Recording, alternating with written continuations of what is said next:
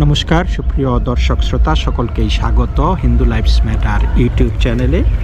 দর্শক, এই ভিডিওটা শুরু করার আগে আপনাদেরকে ছোট্ট একটা ক্লিপ দেখাই, তারপরে এই ভিডিওটি নিয়ে কথা বলি। পশ্চিমবঙ্গের বাম দিকে ডিজিপি, ডান দিকে সিএস এইচএস আছে। আগের সিস্টেম হবে না। মিটিং এর মধ্যে অফিসারদের নাম ধরে ডাকা, মিটিং এর মধ্যে অফিসারদের তুমি করা, সরকারি আধিকারিকদের বসিয়ে রেখে পলিটিক্যাল স্পিচ দেওয়া, সরকারি অফিসারদেরকে রেখে তাদের যে ক্যাডারের যে ডিসিপ্লিন রয়েছে, কেউ হায়দ্রাবাদ থেকে, কেউ মুসৌরি থেকে, কেউ দেরাদুন থেকে, এরা পড়ে এসেছে trend, what to do what not to do এদের বলা আছে। আমিও কিছুটা জানি, আমি মোর দ্যান 20 ইয়ার্সের ল মেকার। আমি এসব কোশ্চেন আমি আপনাদের বলে দিচ্ছি, প্লিজ পলিটিক্যাল কোশ্চেন আপনারা আমাকে আলাদা করবেন, ইন প্রেজেন্স অফ অফিসার করবেন না, অ্যাডমিনিস্ট্রেটিভ কোশ্চেন করবেন, আর যা যা আছে গভর্নমেন্ট ওরিয়েন্টেড করবেন। I will speak. দর্শক, আপনারা বুঝতে পেরেছেন যে তিনি কি বলেছেন, শুভেন্দু অধিকারী। দর্শক, এই কথাগুলো শুনে মানে বুকটা গর্বে ভরে যায় যে বাঙালি হিসাবে আমি মনে করি যে পশ্চিমবঙ্গ একজন অত্যন্ত যোগ্য মুখ্যমন্ত্রী পেয়েছে। চিন্তা করেন যে তার এই বক্তব্যটাতেই বোঝা যায় যে তার মন মানসিকতা।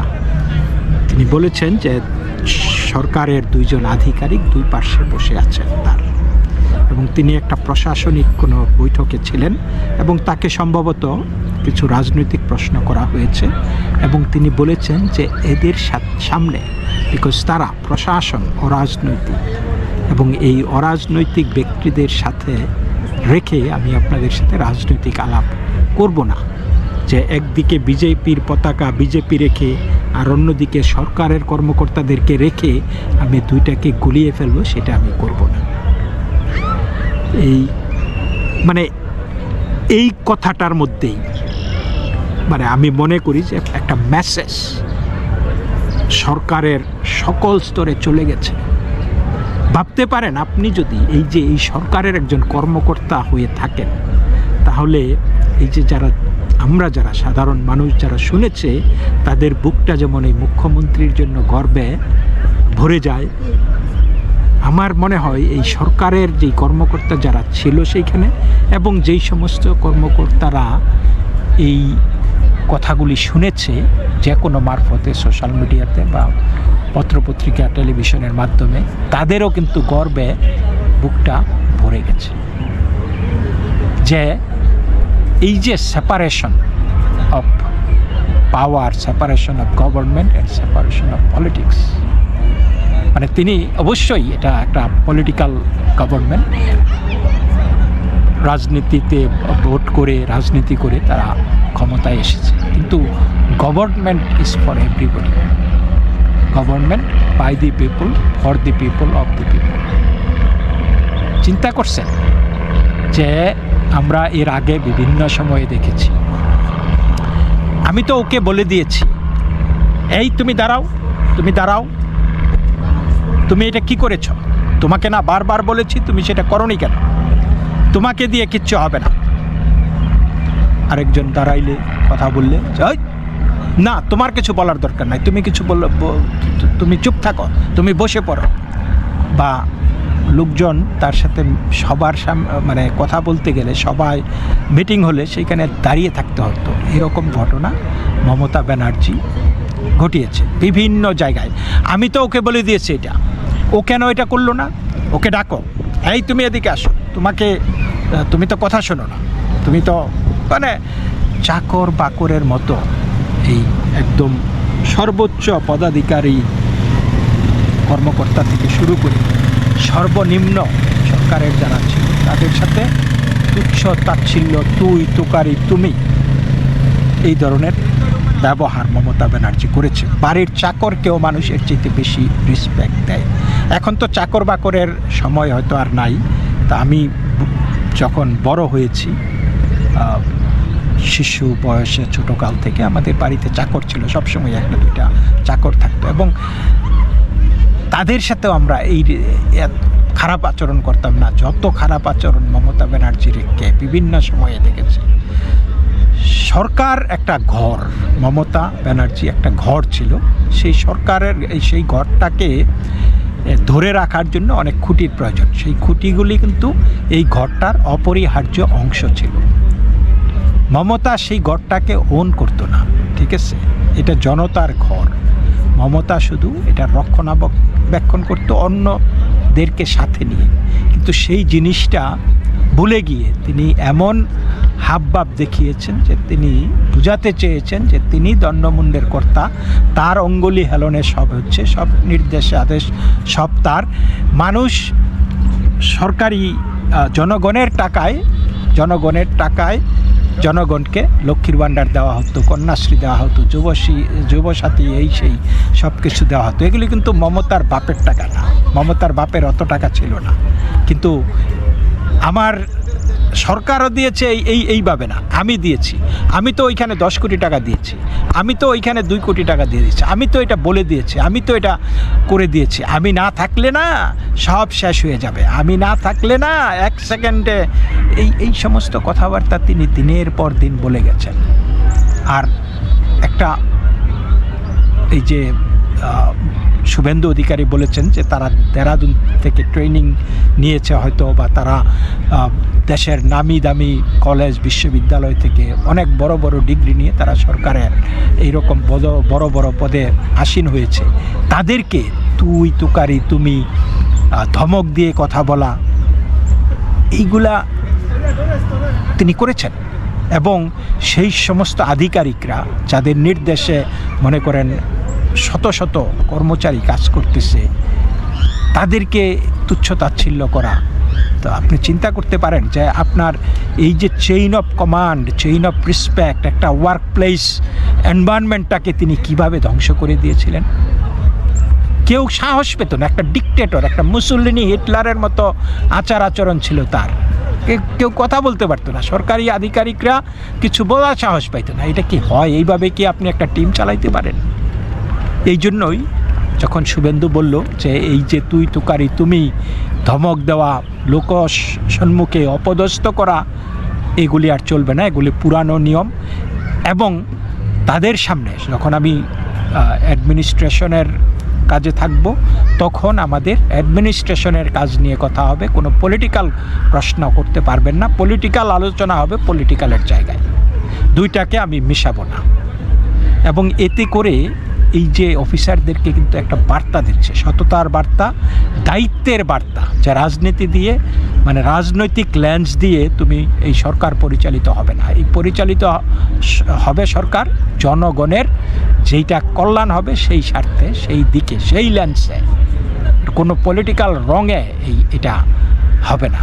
মানে আপনি ধরেন একটা অফিসেই একজন বস তার অধস্তনদের কাজের যদি মূল্য দেয়, অধস্তনদেরকে তো তুই তুকারি করতে পারেন না। আমি তো পাশ্চাত্যে বেসিক্যালি পড়াশোনা, চাকরি বাকরি যা কিছু আছে, তো আমার অনেক কয়েক লেভেল সিনিয়র বসরাও কিন্তু কোনো কিছু বলতে হলে, ইভেন আমার রুমে আসতে গেলে বলে আসে যে can I come in, just you don't come in. বা যদি ডেকে পাঠাইতে হইতো বলতো যে if you have time please met me that time, or এরকম আর কি, বা ইমেল করে, ফোনে, হোয়াটএভার। এবং কোনো কিছু করাতে হলে বলতে হতো, রিকোয়েস্ট করতে হতো, could you please do this, could you please make it fast. এই যে একটা ফার্স্ট অফ অল সেও একজনের চাকরি করে, তাই না? আমি তো তার চাকরি করি না, আমি একটা জনগণের চাকরি করতেছি, সেও সেই জনগণেরই চাকরি করতেছে। একটা কোম্পানির যদি চাকরি করে, আমি যেই কোম্পানির করতেছি সেও সেই কোম্পানির করতেছে। আমি যদি সরকারি কর্মকর্তা হই, তাহলে আমি যেই সরকারকে সার্ভ করতেছি সেও সেই সরকারকে, সেও একজন চাকরিজীবী, আমরা তো কারো চাকর না। চাকর যদি হইতে হয় সেটা হলো জনগণের। কিন্তু মমতা ব্যানার্জি তার তিনি রাজনৈতিক এবং যেই সরকারি যেই প্রোটোকল এগুলি গুলিয়ে ফেলেছিলেন। ওইখানে কোনো সেপারেশন ছিল না, কোনো ডিভিশন ছিল না। এবং এই একটা ব্যুরোক্রেসিকে বেসিক্যালি ধ্বংস করে ফেলেছিল। 15 বছরে আপনি যদি এইভাবে একটা সরকার চালান, বেসিক্যালি এই ব্যুরোক্রেসির মধ্যে, ব্যুরোক্র্যাটদের মধ্যে যেই সেলফ এস্টিমটা থাকার কথা, যেই আত্মবিশ্বাস, আত্মমর্যাদা, এগুলি কিন্তু সব ধ্বংস হয়ে গেছিলো। তা না হইলে আপনারা দেখেন সে ওই সিবিআই ইডি রেডের সময় সে ফাইল চুরি করতে গেছে এবং সেইখানে গেছে রাজ্যের তাবৎ আইন প্রয়োগকারী সংস্থার কর্মকর্তারা। এটা কি করতে পারে? আপনি যত বড় ক্ষমতাশীল হন না কেন, আপনি একটা এই ইনভেস্টিগেশনে এইভাবে অযাচিত মানে আনঅথরাইজড হস্তক্ষেপ আপনি করতে পারেন না। কিন্তু সে দিব্যি সে তো করেছেই, তার সাথে এই পুলিশের বড় বড় কর্মকর্তারাও করেছে এবং তারা কিন্তু অন্তত এই অন্য সবাই করলেও অন্তত পুলিশের লোকেরা সেই ইডির ইনভেস্টিগেশনকে মর্যাদা দেওয়া উচিত ছিল। সেইখানে তারা এই মুখ্যমন্ত্রীকে বাধা দেওয়া উচিত ছিল যে না madam, you can not do that, it is against the law. এবং বাট তারা রীতিমতো ডাকাতি করে আসছে এবং সেই ডাকাতিতে এই রাজীব বা তারপরে আরও যারা যে এই যে কলকাতার যেই ছিপি এরা যারা ছিল সবাই সহযোগিতা করছে, ভাবতে পারেন। এবং পুরা প্রশাসনটাকে সে ভেঙে ফেলেছিল, চুরমার করে দিয়েছিল। প্রশাসনকে ব্যবহার করতো বিজেপি বা অন্যান্য দলকে এই পারসিকিউট করার জন্য, তাদের অনুমতি না দেওয়া, তাদের দমন পীড়ন করা, এগুলি পুলিশ দিয়ে পুলিশকে একটা ঠ্যাঙ্গানি বাহিনী আর কি, লাঠিয়াল বাহিনী হিসাবে ব্যবহার করছে। অনেক জায়গায় পুলিশ মার খেয়ে এসেছে। মুখ্যমন্ত্রী শুভেন্দু অধিকারী কিন্তু বলেছে যে এরপর থেকে আমি কিন্তু কোথাও শুনতে চাই না যে কোথাও থেকে পুলিশ মার খেয়ে এসেছে। এই কথা যাতে আমার, এই নিউজ আমার যাতে কোনো কানে না আসে। কারণ মার কারা দিত? এই দুদেল গাইরা মার দিত, তৃণমূলের লোকেরা মারতো পুলিশকে তারা 2 পয়সা দিয়েও দাম দেয় নাই। তো পুলিশ সেখানে যারা যদি আইন শৃঙ্খলা বাহিনীর প্রতি যদি আপনার কোনো বিন্দুমাত্র ভয় না থাকে, আপনারা দেখেছেন বাংলাদেশে কি হয়েছে। বাংলাদেশে এখন আজকে 2 বছর 2.5 বছর ধরে এই মিলিটারি নেমেছে পুলিশকে পাহারা দেয় মিলিটারি আর আনসার। যেই দেশে পুলিশ পাহারায় থাকতে হয় মিলিটারি আর আনসারের, সেই দেশে আইন শৃঙ্খলার কী অবস্থা হইতে পারে চিন্তা করে দেখেন। ঠিক একইভাবে পশ্চিমবঙ্গেও কিন্তু পুলিশকে তৃণমূলের লোকেরা চড়থাপ্পড় দিত, আজে বাজে কথা বলতো। তো এতে করে পুলিশের মনোবল ভেঙে গেছে, পুরা বাহিনীটা ধ্বংস হয়ে গেছিল। কিন্তু আজকে যখন শুভেন্দু অধিকারী যেই কথাগুলি বলে যে আমি শুনতে চাই না যে পুলিশ মার খেয়ে এসেছে, আপনি যদি পুলিশ হন তাহলে আপনি ভাবতে পারেন যে আপনার এই মুখ্যমন্ত্রীর প্রতি আপনার যেই শ্রদ্ধাটা কত গুণ বেড়ে যায় এবং আপনি বুঝতেছেন যে somebody has your back, মানে আপনার পাশে আছে, আপনার পাশে দাঁড়াচ্ছে। আপনি যদি বিপদে পড়েন, এই মুখ্যমন্ত্রী, এই সরকার আপনার পাশে থাকবে, আপনাকে উল্টা ফাঁসায় দেবে না, আপনার কাছ থেকে চলে আসবে না, আপনাকে সাসপেন্ড করবে না, আপনার চাকরিচ্যুত করবে না, আপনার পাশে থেকে লড়াই করবে, আইনকে প্রতিষ্ঠা করবে। তো এরকম মুখ্যমন্ত্রী তো প্রয়োজন এবং I am very proud of Singh Suvendu Adhikari যে এইভাবে তার অ্যাডমিনিস্ট্রেশনের চারিদিকে এইরকম একটা মেসেজ দিচ্ছে। এবং এই দায়িত্ব পালনে যদি আপনি বাধার সম্মুখীন হন, আমি আপনার পাশে আছি। মানে আমি আবার শোনাচ্ছি, মুখ্যমন্ত্রী পশ্চিমবঙ্গের বাম দিকে ডিজিপি, ডান দিকে সিএস এইচএস আছে। আগের সিস্টেম হবে না। মিটিং এর মধ্যে অফিসারদের নাম ধরে ডাকা, মিটিং এর মধ্যে অফিসারদের তুমি করা, সরকারি আধিকারিকদের বসিয়ে রেখে পলিটিক্যাল স্পিচ দেওয়া, সরকারি অফিসারদেরকে রেখে তাদের যে ক্যাডারের যে ডিসিপ্লিন রয়েছে, কেউ হায়দ্রাবাদ থেকে, কেউ মুসৌরি থেকে, কেউ দেরাদুন থেকে, এরা পড়ে এসেছে, trend what to do what not to do এদের বলা আছে। আমিও কিছুটা জানি, আমি মোর দ্যান 20 ইয়ার্সের ল মেকার। আমি এসব কোশ্চেন আমি আপনাদের বলে দিচ্ছি, প্লিজ পলিটিক্যাল কোশ্চেন আপনারা আমাকে আলাদা করবেন, ইন প্রেজেন্স অফ অফিসার করবেন না, অ্যাডমিনিস্ট্রেটিভ কোশ্চেন করবেন। আর যা যা আছে গভর্নমেন্ট ওরিয়েন্টেড করবেন। I speak. এই যে একটা বার্তা প্রশাসনকে দেওয়া, এই চটিচাটা যেই পুলিশ টুলিশ ছিল তারা নিশ্চয়ই আজকে হয়তো কপাল থাপড়াচ্ছে যে আমরা এতদিন কার পিছনে ছিলাম, আমরা এতদিন কাকে সমর্থন করছি, যারা আমাদের বিন্দুমাত্র সম্মান করে নাই, আমাদের মান মর্যাদা কেড়ে নিয়েছে, চাকর বাকরের মতো ব্যবহার করেছে। আর আজকে আমরা এমন একজন মুখ্যমন্ত্রী পেলাম যিনি আমাদের পাশে থাকার বার্তা দিচ্ছেন। তো দর্শক, এই পর্যন্তই। সকলেই ভালো থাকবেন। নমস্কার।